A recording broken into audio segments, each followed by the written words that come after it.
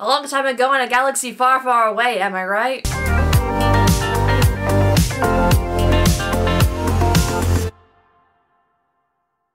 Hey guys, it's Amy here, back again with another video. Every little body and every little thing has got their own origin story, and today we're going to the origin story of my novel, ASTER'S Coda Exposure, coming out July 22nd. Pre-order links are available in the description. So in this video, I'm going to be basically talking to you guys about how I came up with ASTER'S Coda Exposure and the process I've had to go through to get it published. This is going to be a really wild ride.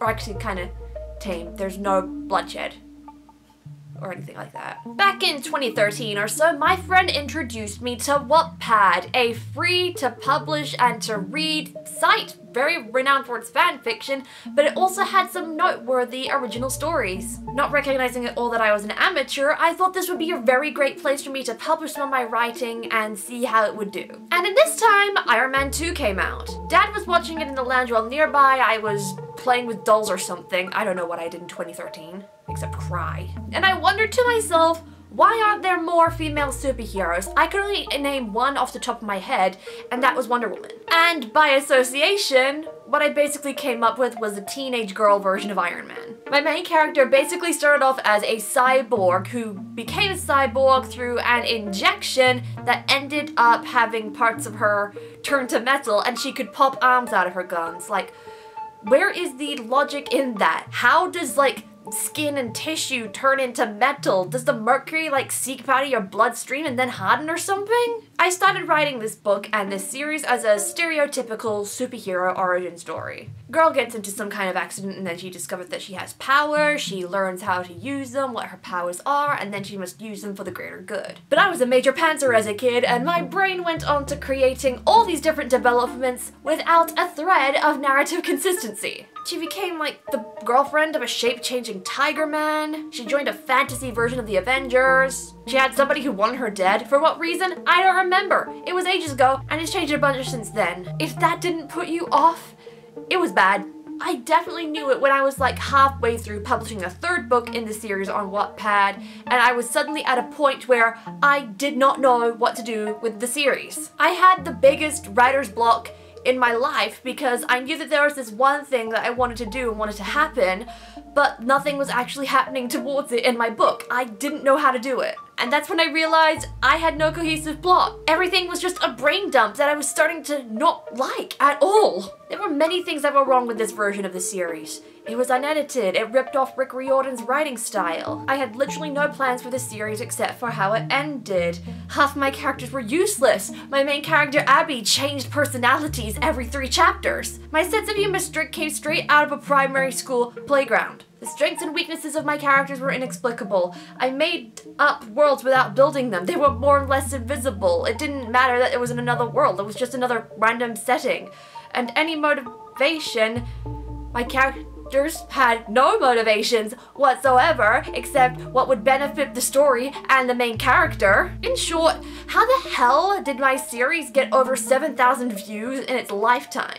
It's Wattpad lifetime. But I did not want to let go of this story. I had developed this story for so long throughout most of intermediate and throughout the first 3 or so years of high school that I couldn't give it up. So in year 12, on the cusp of turning 17, much like my main character Abby, I decided to rewrite the entire series. I took the basic concept of my series and worked from there. A girl in high school has to fight against a supernatural, otherworldly being wanting to kill her, and she has to use some newfound electric powers to beat it. From there, I took details that I liked and revamped them to help them make sense. Other worlds, the half-brother, a rival turned friend, and other things that are spoilers. And then I worked out the appropriate ways to thread everything together while developing a unique tone and some great narrative storytelling. It was unlike anything myself and others like my beta readers had ever seen. Not to say that it's gonna be a bestseller, but I mean, that would be nice. And in my final 2 years of high school, I completed writing my book. Some of it at home, some of it in class, which I was very thankful for in my final year that nearly all my classes had access to computers on a frequent basis. Thank you Google Docs and to my teachers for not taking notice that I was writing in class on Google Docs, not doing schoolwork, or found it okay that I wasn't doing schoolwork on the computers because it was still kind of productive.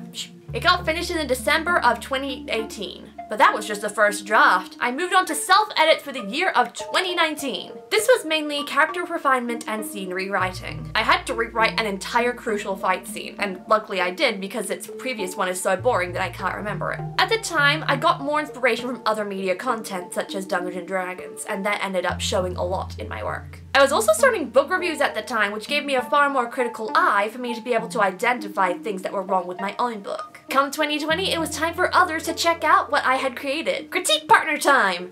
I actually really enjoyed being a critique partner. It was really fun to work with other writers and help improve each other's works. Managed to discover each other's strengths and improve upon each other's weaknesses. My critique partner especially helped me out with world building and making sure my character arcs were especially refined and they weren't there for the purpose of the narrative. And I in turn helped them with plot consistency and dialogue. And then came the beta readers. Oh boy, the beta readers. Oh boy, the beta readers. I thought the beta reading process would be a good time for me, being able to identify strengths and weaknesses yet again. But literally in my first round, all 11 of them dropped out for various reasons. This really made me concerned. I developed a very much heavy amount of doubt about my writing, whether or not it was actually worth anything, whether people would actually want to read my writing. I was lucky that I had some writer friends through different forums and stuff that managed to help me get out of the slump, but even so,